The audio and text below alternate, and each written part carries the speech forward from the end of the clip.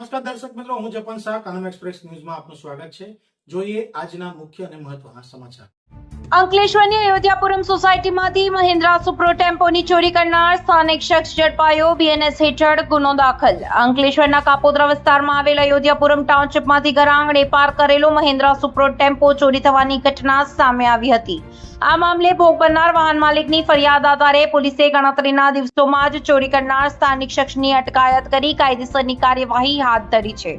શું હતી આ સમગ્ર ઘટના તે જાણીએ તો મૂળ મહારાષ્ટ્રના નાસિકના વતની અને હાલ અંકલેશ્વરના કાપોદ્રા સ્થિત અયોધ્યાપુરમ ટાઉનશીપ 3 માં રહેતા સમાધાન પ્રભાકર દેશલે લેબર કોન્ટ્રાક્ટર તેમજ મિનરલ વોટર સપ્લાયનો વ્યવસાય કરે છે.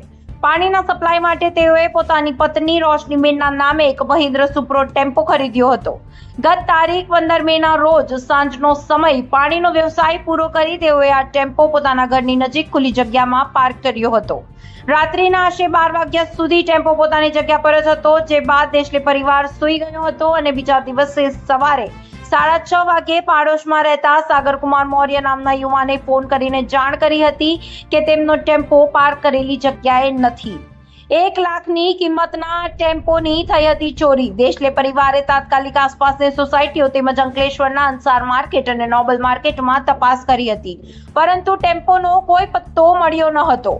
આશરે 1 લાખની કિંમત અને આ મહેન્દ્રો ટેમ્પો કોઈ અજાણ્યો ચોર ચોરીને નાસી છૂટ્યો હોવાની ફરિયાદ પોલીસ સ્ટેશનમાં નોંધાવી હતી. પોલીસ તરત જ એક્શન મોડમાં આવી હતી અને સોસાયટીનો જ શખ્સ નીકળ્યો ચોર. પોલીસે ફરિયાદના આધારે ગુનો નોંધી સઘન તપાસ શરૂ કરી હતી. તપાસ દરમિયાન પોલીસને મોટી સફળતા મળી છે. આ ચોરીના ગુનામાં સંડોવાયેલ અને અયોધ્યાપુરમ સોસાયટીમાં જ મકાન નંબર 460માં રહેતા વિનોદ કુમારની પોલીસે અટકાયત કરી લીધી છે. પોલીસે આરોપી વિરુદ્ધ ભારતીય ન્યાય સંહિતા 2023ની કલમ 303(2) મુજબનો ગુનો નોંધી ચોરીના મુદ્દામાલ રિકવર કરી અને આ ગુનામાં અન્ય કોઈની સંડોવણી છે કે કેમ તે દિશામાં આગળની તપાસ હાથ ધરી છે. રિપોર્ટર રવિ સૈયદ, અંકલેશ્વર.